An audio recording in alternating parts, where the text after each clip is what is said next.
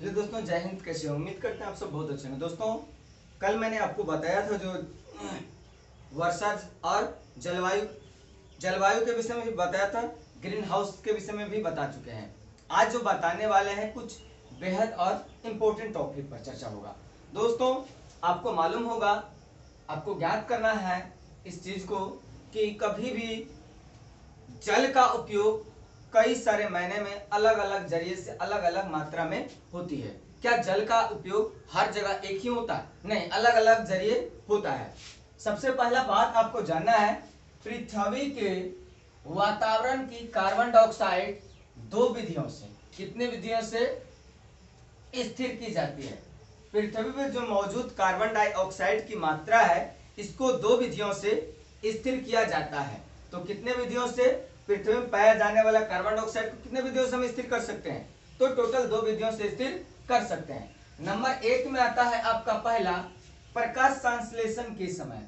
अब दोस्तों, प्रकाश संश्लेषण क्या है अगर पूछ दिया जाए तो प्रकाश संश्लेषण का परिभाषा तो आपने यही ना सुना होगा कि जब सूर्य की उपस्थिति में सूर्य की किरणें हरे पेड़ पौधों पर पहुंचता है, हरे पेड़ पौधों के पत्तियों पे जब पहुंचता है और पेड़ क्या करता है, अपने जड़ के द्वारा मिट्टी से जो या फिर मिट्टी में मौजूद जल की मात्राएं होती हैं उसको खींच करके क्या करती है, ग्रहण करती है। उसमें जो अभिक्रिया या फिर क्रिया होता है, यह क्रिया क्या कहलाता है? प्रकाश संश्लेषण की क्रिया कहलाता है। तो वही जब पेड़ क्या करता, प्रकाश संश्लेषण के समय हरे पेड़ पौधे वातावरण की कार्बन डाइऑक्साइड, जो वातावरण में मौजूद कार्बन डाइऑक्साइड का क्या करते हैं, उपयोग करते हैं। इसके बदले ऑक्सीजन हमें देते हैं। क्या करते हैं? कार्बन डाइऑक्साइड का ग्रहण करते हैं। कार्बन डाइऑक्साइड ग्रहण करने के बाद क्या करते हैं, हमें ऑक्सीजन पुनः रिटर्निंग में देते हैं और यह ग्लूकोज बनाते हैं। क्या करते हैं? ग्लूकोज बनाते हैं। हम लोग भी जो भोजन करते हैं, भोजन का मुख्य काम क्या है? ऊर्जा, ऊर्जा प्रदान करना, शक्ति, पावर, अर्थात ऊर्जा का ही निर्माण होता है। भोजन करने से शरीर में क्या होता है? ऊर्जा का निर्माण। तो पेड़ पौधे भी क्या करता है, जब भोजन करते हैं कार्बन डाइऑक्साइड को खींच करके, तो क्या उनका भी भोजन में क्या होता है, ग्लूकोज का ही निर्माण होता है। अत्यधिक वन के विनाश से इस प्रक्रम पर क्या प्रभाव पड़ेगा? बताइए, अगर ऐसा होता है तो अधिक वन उपवन में क्या प्रभाव पड़ेगा? प्रभाव यह पड़ेगा कि कुछ ऐसे पौधे हैं जो दिन में कार्बन डाइऑक्साइड लेते हैं, रात में ऑक्सीजन लेने लगते हैं, तो इस पर थोड़ा उल्टा प्रभाव, बुरा प्रभाव पड़ने लगेगा। तो इस चीज को रोकना, इस चीज को समझना बहुत ही कहीं ना कहीं बेहद हो जाता है। तो इस टॉपिक को एकदम क्लियर करके ही चलते हैं।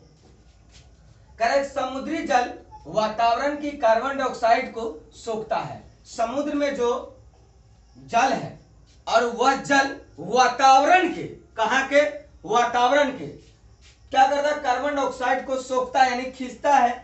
क्योंकि क्या है, तो भाई समुद्री जल उसमें उससे कार्बन का अलग कर कार्बोनेट बनाते हैं। क्या करते हैं? अगर पूछा जाएगा समुद्री जल क्या करता है, वातावरण की कार्बन डाइऑक्साइड को सोखता है, इतना तक तो ठीक है। समुद्री जल क्या करता है? वातावरण की कार्बन को सोखता है। तो भाई क्यों सोखता है? इसके पीछे रीजन यह है क्योंकि वह जो सोख करके क्या करता है, कार्बन को सोख करके कार्बोनेट बना देता है। क्या करके? कार्बोनेट का निर्माण करता है, जिससे उनके कवच का निर्माण होता है, अर्थात सुरक्षा का निर्माण हो जाता है। किसका? समुद्र का। तो यह जो है उनका काम मुख्य रूप से होता है। अब जानना है जल और वर्षा। अच्छा, एक बात बताइए, क्या जल के बिना जीवन संभव है? जलम बिना ना संभवती जीवनम।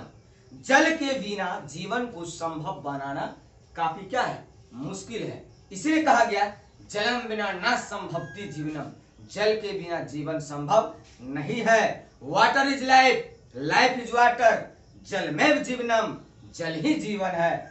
ऐसा कई सारे तथ्य पर हम लोग चर्चा करते थे, संस्कृत के में भी आता है सब। कह कि जल प्रकृति में पाए जाने वाला एक महत्वपूर्ण अजैविक संसाधन है। इसका कोई कीमत अदा नहीं कर सकता है। कोई सोचेगा हम कीमत अदा कर देंगे, माँ का दूध, प्रकृति से मिला हुआ पानी, इसका कोई कीमत आज तक अदा नहीं कर पाया है। कैसे करेगा भाई? नहीं कर पाएगा। ये गिफ्ट में मिला हुआ वस्तु है, हम इसका कभी भी क्या कर सकते हैं? कीमत अदा नहीं कर सकते हैं। तो ये हो गया आपका, कह रहा कि जो संसाधन है, जो जीवन के लिए आवश्यक तत्व है, इसके बिना भी क्या जीवन जिया जा सकता है? अगर कोई कहेगा हम बिना जल के जीवन जी ले, तो भाई जी लो, कौन तुम्हें रोका है? हम लोग लेकिन जी नहीं पाएंगे। कहेगा सर जी घून, जो कीड़ा मकोड़ा में जो रहते हैं मौजूद, अनाज में पाए जाने वाले कीड़ा, तो अनाज में मौजूद जो जल की मात्राएं होती है वो उसका क्या करता है? ग्रहण करके जीवित रहता है। कहना सभी जैविक क्रियाएं जल अर्थात जलीय माध्यम से, जल जो है किसके माध्यम से? जलीय माध्यम में होती है। यही कारण है कि जलीय माध्यम होने के कारण मौसम जो है और जलवायु संबंधी दशाएं भी जल पर ही निर्भर करती है। क्या करती है? मौसम की दशाएं संबंधी जो भी बातें हैं ये जल और वर्षा पर क्या करती है? निर्भर करती है। अब प्रश्न आता है कि जल का उपयोग हम लोग कहाँ कहाँ करते हैं? जल का उपयोग हम लोग कहाँ कहाँ करते हैं? जल का प्रयोग हम लोग सुबह से लेकर शाम तक, यहाँ तक कि सूतने के बाद भी जब प्यास लगता है तो हम लोग जल का उपयोग करते हैं।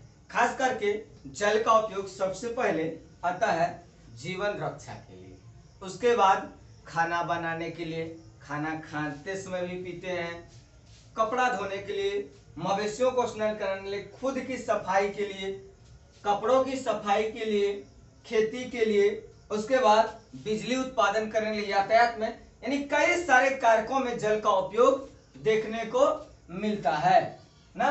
सुबह से लेकर शाम तक हम अलग अलग क्रियाकलापों में जल का उपयोग करते हैं। क्या बिना जल के उपयोग किए हुए जीवन जिया जा सकता है? तो नहीं जिया जा सकता दोस्तों। विश्व के 70% से अधिक भाग में जल पाया जाता है। पूछा जाएगा आपसे कि विश्व के कितने प्रतिशत भाग में जल पाया जाता है, तो 70% से अधिक भाग में जल पाया जाता है, आपको बताना है। लेकिन पूरे दुनिया भर में जितना जल है, कुल विश्व के कुल जल का 97% जल जो है केवल समुद्र में पाया जाता है। कितना प्रतिशत? 97%। दुनिया भर के, विश्व के कुल जल का 97% जल कहां पाया जाता है? तो समुद्र में ही पाया जाता है। 3% वैसे रह जाता है। कहना भारत में जल जो है नदी से, झील से, तालाब, कुआं, पोखर में पाया जाता है। पहले आप सुने होंगे कि हमारे दादा परदादा कुआं का उपयोग करते थे। इससे भी पहले देखा जाए सभ्यता की खोज की जब तक बात किया जाए, इतिहास में फिर घुसेंगे तो लंबा चौड़ा हो जाएगा। मोहनजोदड़ो सभ्यता, हड़प्पा सभ्यता, लोथल, भोगवा, रावी, ये सब पर जब चर्चा होगी तो लंबा हो जाएगा। उस समय वे कुआं का साक्ष्य मिला है। लोग अपना कोई भी सभ्यता का विकास नदी घाटी से ही पाया जाता है। इसका संकेत मिलता है कहीं ना कहीं नदी घाटी से ही सभ्यता का निर्माण हुआ है, तभी तो जाकर के इतना चीज मिला है। इसलिए लोग नदी घाटी का उपयोग करते थे कि जल कम समय में और आसानी से मिल जाए और उसका उपयोग करके जीवन में उपयोग किया जा सके, जिसके कारण लोग नदी के किनारे बसते थे। फिर धीरे धीरे तालाब का भी निर्माण कराया गया, कुआं का निर्माण, झील तो खैर कुछ आर्टिफिशियल भी है, कुछ नेचुरल भी है, तो दोनों तरह के झील का भी मिला है। कहना भारत की नदियों में 1863 घन किमी मीटर तथा पृथ्वी के 432 किमी घन मीटर जल पाया गया है।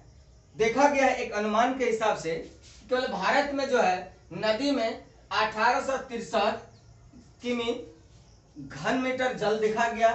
उसके बाद 432 किमी घन जल पाया गया समुद्र, पृथ्वी के अंदर। कह रहे यह सब जल हिम और बर्फ के रूप में पृथ्वी पर आता है। सही बात है कि पानी कहां से आता है? बर्फ के पिघलने से, हिम के माध्यम से। हिमाद्री क्षेत्र सुने होंगे, तो ये सब क्षेत्र के माध्यम से जलों का विस्तार होता है, तब जाकर के जल का एक कुछ ना कुछ स्रोत में देखते हैं बढ़ता रहता है। करेगी यहां तक कि यह जल चक्र का भी एक हिस्सा ही माना जाता है। किसको? जल का।